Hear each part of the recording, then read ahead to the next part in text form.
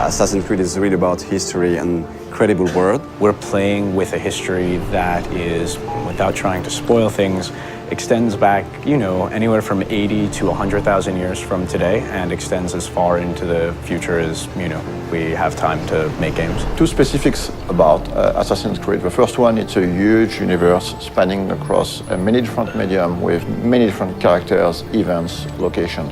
The second one is the community. The community on Assassin's Creed is extremely knowledgeable about this universe and also has very high expectation about what's coming next in terms of story. So putting all these things together, we realized it was time to fit everything into one reliable source of information. Actually, it really has been a back and forth process between the Encyclopedia writers and the games writers to make sure that all the content of the book, of the Encyclopedia, is really accurate. Well, we start by going through all the data, and then we would decide on what articles we wanted to do. And once we had that settled, we would write down a brief description of the article, send it out to the external writers, who would then return the full content to us. The best part about this project was adding new content.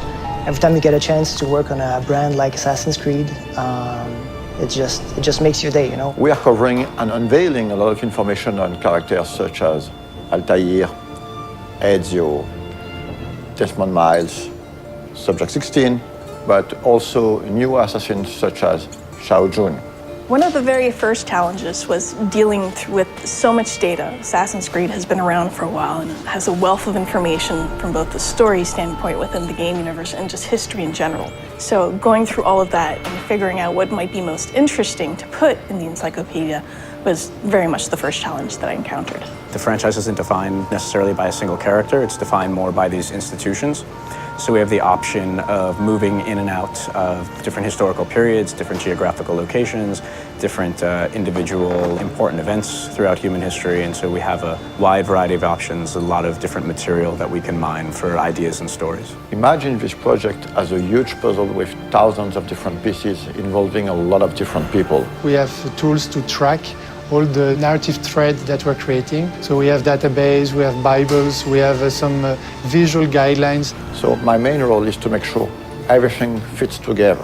So what we did was we tried to match specific kinds of content to writers whom we knew or figured would be interested in writing that kind of stuff. Some of the biggest experts on Assassin's Creed are actually within the community. So when the time came to start writing the encyclopedia, we realized it would be very good to try to seek one writers coming from the community. So I heard about the job writing for the Encyclopedia on the UB Workshop website, and I thought, well, it's about video games and it's about history, so it seemed perfect for me. We were really surprised by the reaction. We got hundreds of submissions, and some of them were very, very good. Well, most of the stuff I wrote was biographies, so of both the characters purely from the games and historical figures behind it. To make a long story short, instead of hiring one person, we finally hired 5 writers coming from the community. What I tried to do is dispatch the articles based on some of the test submissions they'd sent in, seeing what they liked to write best, and then we kept it contextually similar. We try to minimize the risk of bad overlapping and maximize the opportunities of cross-referencing. As for the design aspect of the encyclopedia, we worked with a local agency called Double Echo. They were crucial to the creative process. For example, during earlier discussions, we decided to only use production concept arts to illustrate the encyclopedia, as opposed to 3D renders or marketing assets. The role of concept art is very important in the conception of a game.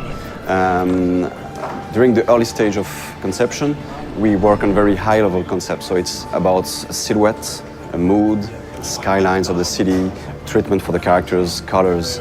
It's quite remarkable how much of the stuff does have its ties to reality and things that really happened. And I'm pretty sure that readers will discover some really interesting and new information.